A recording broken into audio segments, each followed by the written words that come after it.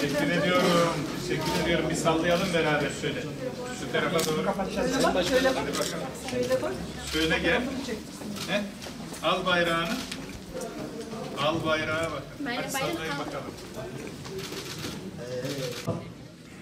Değerlendirdik. Serdar'ı anlatmak malumun ilanı ama İslam medeniyetinin geleceğiyle ilgili çok ciddi sancılanmış, dertlenmiş bir insan. Muhterem valim, rektörlerim, çok kıymetli hocalarım, öğrencilerimiz, hanımefendiler, beyefendiler, hepinizi hürmet ve muhabbetlerimle selamlıyorum. Esselamu Aleyküm ve Rahmetullahi ve Berekatühü. Başkanlığımızın en önemli faaliyet alanlarından birisi eğitim hizmetleri.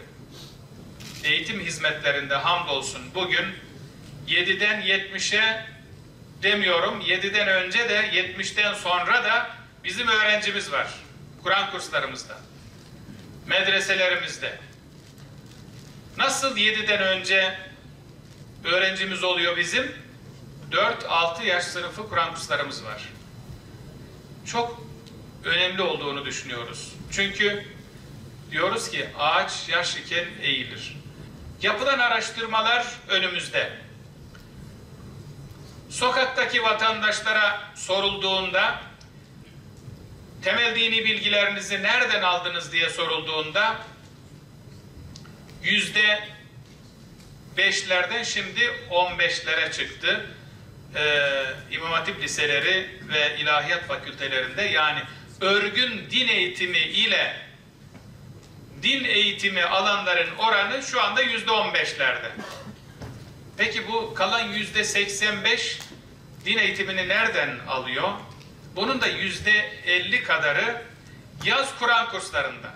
Diyanet İşleri Başkanlığı'nın camilerde, Kur'an kurslarında yaz tatilinde 2 aylık yapmış olduğu programla verdiği derslerde alınıyor. Diğer o %85'in diğer %50'si temel dini bilgilerini nereden alıyor? Kulaktan dolma. Araştırma önümüzde. Biz istiyoruz ki bu az bir rakam değildir. Yani nereden baksanız 20 milyonu aşan bir nüfustur. Müslüman nüfus.